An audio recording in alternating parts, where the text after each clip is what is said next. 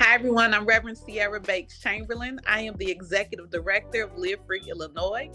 We are a faith-based organization. We organize faith communities as well as those who have been directly impacted by gun violence, police violence, and incarceration. And our work sits at the intersection of public safety and criminal justice reform.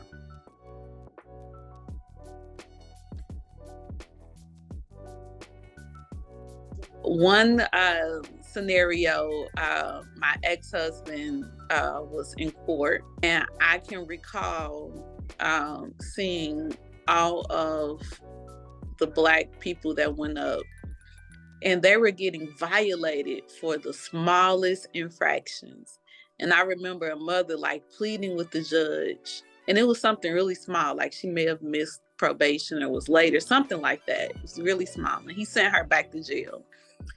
And it was this one white lady. She crossed state lines. She had pills under her bed and other drugs, and she just did a lot of things with. And I'm like, you know what? I know she's going, to jail.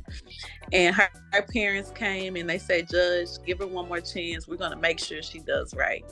And I mean, he spoke and with his tone changed, and he used the kindest tone, and he showed empathy. And he's like, all right, I'm going to give you another chance. Again, this wasn't her first time even violating her probation. So this was another chance that she was able to receive. But he said, I'm going to give you another chance. And if you come back, I'm going to have to lock you up, but I'm giving you one more try. And that's when it just broke my heart. I couldn't articulate what I was experiencing at the time because I had to be 18 or 19 years old. But it was definitely a moment that is sort of seared in my brain. And then another moment I can recall, my brother is currently serving a 70-year prison sentence. So he has two life sentences, 35 years apiece in the Arizona State Correctional Facility. And I can recall my mother just bawling, crying because he turned down a 14-year plea deal. And the judge basically was saying, if you don't take this plea deal of 14 years, I'm going to give you 2 life sentences. And my brother maintained his innocence and saying he didn't do what he was accused of. And because he didn't take those 14 years, now I think he's been incarcerated for over 14 years. And he's currently serving 2 life sentences. And I just recall that those 2 instances, and it just fused a lot of the work that I do in seeing these injustices within the system.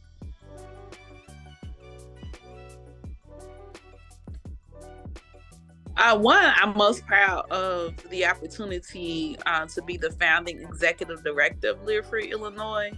I've personally been a part of some great efforts and campaigns to advance the justice system here in Illinois, whether it been on police reform, gun violence, or the criminal justice system. I've been a part of campaigns to address the FOP. I've been a part of campaigns to just transform policing in Chicago, to create an Inspector General's Office for policing. I've been a part of campaigns to dismantle barriers for individuals who are formerly incarcerated, advocating for more funding for violence reduction strategies that are community-centered.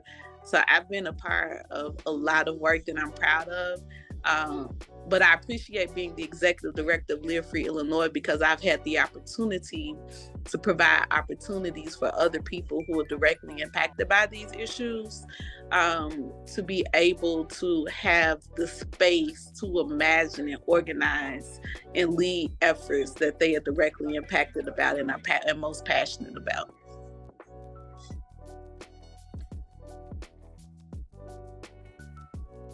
I would say that my faith is a huge part of this work. And it's interesting because when I first got into the work, I just graduated from receiving my master's in social work.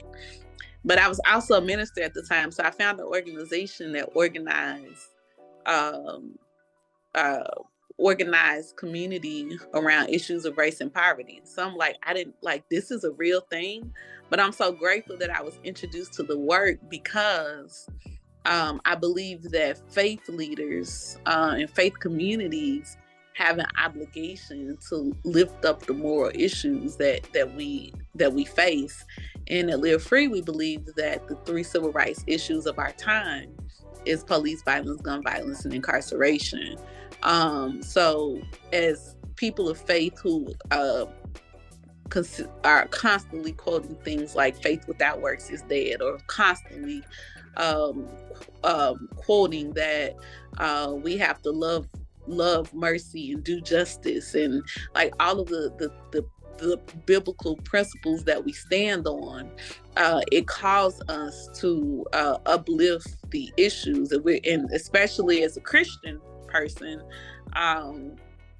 being able to model what Jesus did. And what Jesus did was to dismantle systems of oppression, and to uplift and to center those who are most marginalized.